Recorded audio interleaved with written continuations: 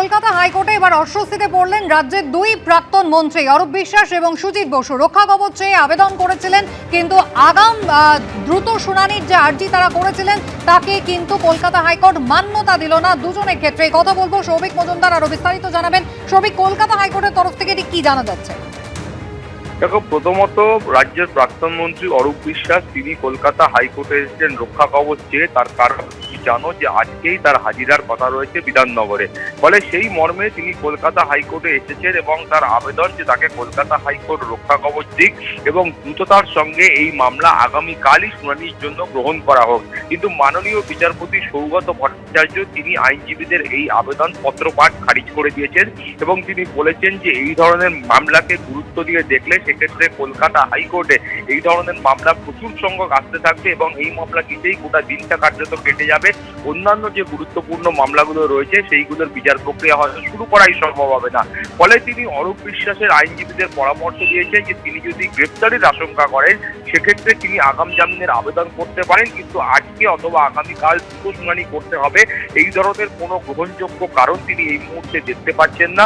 ফলে এই মামলা দায়ের করার জন্য যে অনুমতি প্রয়োজন সেই অনুমতি দেওয়া হয়েছে এবং সেই অনুমতি পেয়ে তারা মামলা দায়েরের কাজ শেষ করলে তারপরে নির্দিষ্ট যে সময় অন্তর এই মামলার বিচার প্রক্রিয়া শুরু হওয়ার কথা রয়েছে সেই সময় এই মামলা হবে। এবং অরূপ বিশ্বাস আজকের কলকাতা হাইকোর্ট থেকে কোনো রক্ষা কবচ পাননি এবং তার দ্রুত শুনানির জন্য যে আবেদন ছিল সেই আবেদনও খারিজ করা হয়েছে। অন্যদিকে আরেক প্রাক্তন মন্ত্রী সুজিত বসু তিনিও কিন্তু কলকাতা হাইকোর্টে এসেছেন এবং তার বক্তব্য হলো ইডির যে অভিযোগ রয়েছে সেই অভিযোগটাকে খারিজ করার জন্য এবং সেক্ষেত্রে তিনিও দ্রুত শুনানির আবেদন জানিয়েছেন।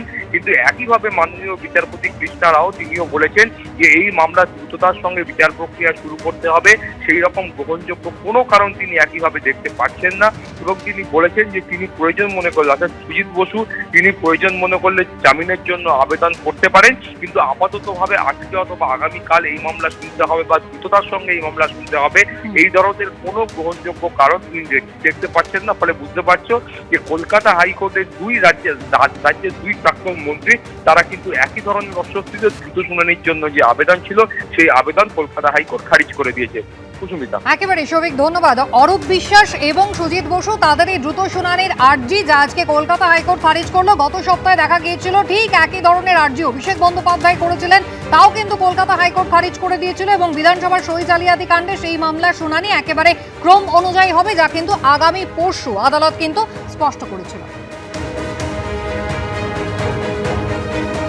এদিকে রক্ষা কবচ যে কারণে চাইতে গিয়েছিলেন কলকাতা হাইকোর্টে অরূপ বিশ্বাসের আইনজীবী, সেই মেসি কাণ্ডে প্রথম দফায় তিনি হাজিরা আগেই এড়িয়েছেন। আজকে কিন্তু তাকে হাজিরা দেওয়ার জন্য সকাল 11টার সময় বেঁধে দেওয়া হয়েছিল। বিধাননগর দক্ষিণ থানায় তাকে হাজিরা দিতে বলা হয়েছিল, তার বাড়িতে পুলিশ নোটিশ দিয়েছিল।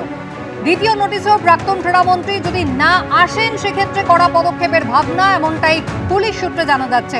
প্রথম নোটিশ পাওয়ার পরে 2 সপ্তাহের সময় চেয়েছিলেন, শারীরিক অসুস্থতার কথা জানিয়েছিলেন অরূপ বিশ্বাস, যদিও তিনি কোনো মেডিকেল সার্টিফিকেট দেননি বলে পুলিশ সূত্রে খবর। দুপুর 1টার মধ্যে যদি আজকে অরূপ বিশ্বাস হাজিরা না দেন সেক্ষেত্রে কড়া পদক্ষেপ করা হবে বলে পুলিশ সূত্রে জানা যাচ্ছে।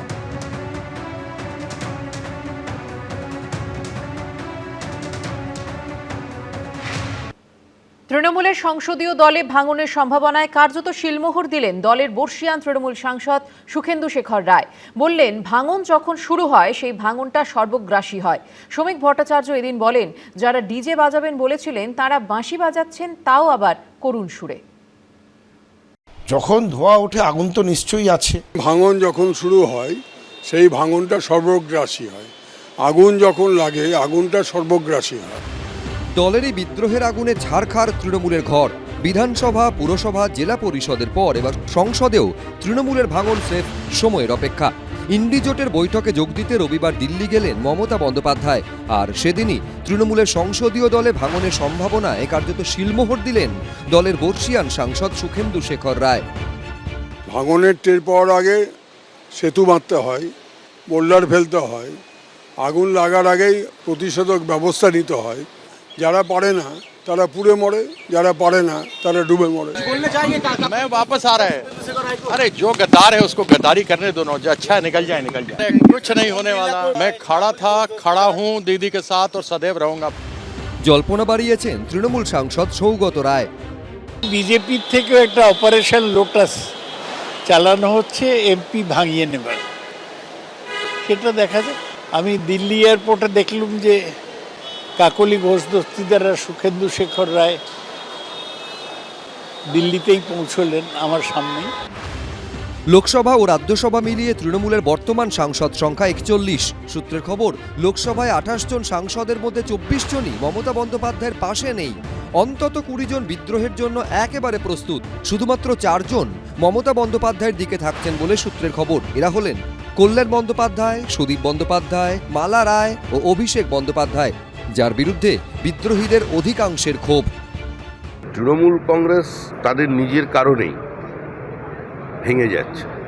যারা এখানে ডিজে বাজাবেন বলেছিলেন, তারা দিল্লিতে গিয়ে বাঁশি বাজাচ্ছেন, আর তার সুরও করুন। দিগ্ভ্রান্ত আশাহত হয়ে কেউ যদি দিল্লির এ প্রান্তে ও প্রান্তে ঘোরাফেরা করে, তাদের সঙ্গে যদি দেখা হয়, তাহলে হায় হ্যালো তো হবেই। কেউ যদি ফোন করে, তো রাজনৈতিক সৌজন্য ফোন ধরা এবং উত্তর দেওয়া। বাড়ির কাছে যদি কারোর সঙ্গে দেখা হয়ে যায়, তাকে বাড়িতে নিয়ে এসে চা খাওয়ার। তবে আমরা তো রাজনৈতিক দল, হরিনাম সংকীর্তনের দল নয়। সূত্রের খবর, লোকসভার মতো একই পরিস্থিতি রাজ্যসভাতেও। রাজ্যসভায় তৃণমূলের 13 জন সাংসদের মধ্যে 9 জনই বিদ্রোহী। যে 4 জন মমতা বন্দ্যোপাধ্যায়ের পাশে থাকছেন বলে জানা যাচ্ছে, তারা হলেন ডেরেক ওব্রায়েন, দোলা সেন, সাগরিকা ঘোষ ও মেনকা গুরুস্বামী। রাজ্য রাজনীতিতে কার্যত অপ্রাসঙ্গিক হয়ে পড়ে মমতা বন্দ্যোপাধ্যায় এখন ইন্ডি জোটের হাত ধরে প্রাসঙ্গিক হওয়ার চেষ্টা করছেন, কিন্তু সেই জোটেও এখন প্রবল ডামাডোল। সোমবার দিল্লিতে ইন্ডি জোটের বৈঠকের দিনই কি সাংসদদের দিক থেকে বড়সড় ধাক্কা আসতে চলেছে মমতা বন্দ্যোপাধ্যায়ের জন্য? বহু পুরনো সাংসদ, সম্মানীয় সাংসদ, তারাও মুখ খুলছেন, তারাও বিষয়টাকে সামনে নিয়ে আসছেন, তুলে ধরছেন। তো আমার সেটা দেখে মনে হয়েছে যে সেখানেও নিশ্চয়ই কোনো ডেভেলপমেন্ট হচ্ছে। কারণ তো সবার জন্য একই হওয়ার কথা, কারণ এই কারণেই তো সবাই বিদ্ধ।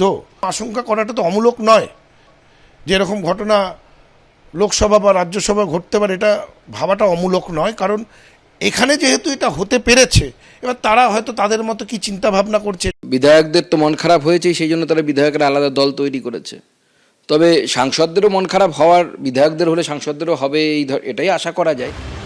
বিধানসভা পুরসভার রাশ হাত থেকে বেরিয়ে গেছে। সংসদীয় দলের ওপর মমতা বন্দ্যোপাধ্যায়ের নিয়ন্ত্রণও কি সপ্তাহের শুরুর দিনই শেষ হয়ে যাবে?